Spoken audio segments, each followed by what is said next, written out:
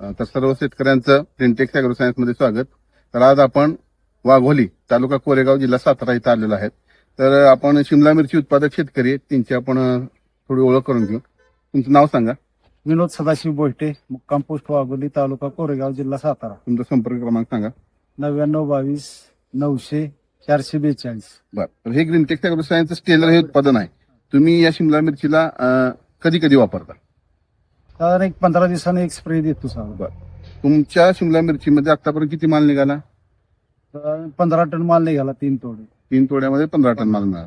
तर थ्रिप्समुळे किती, थ्रिप्सनं चाटल्या म्हणून खराब झाला असं किती माल निघाला? नाही 1 किलो सुद्धा खराब माल. 1 किलो सुद्धा खराब माल नाही. दर 15 दिवसाला स्टेलरचा हात तुम्ही घेता. हा, तुम्हाला थ्रिप्स, माइट्स, ब्लॅक थ्रिप्सचा कुठल्याही प्रकारचा त्रास नाही. नाही. तर तुम्ही इतर शेतकऱ्यांना काय सांगू इच्छिता? स्टेलर हे औषध चांगले आहे. हा. 15 दिवसात एक स्प्रे घ्यायला काही हरकत नाही. ओके, धन्यवाद.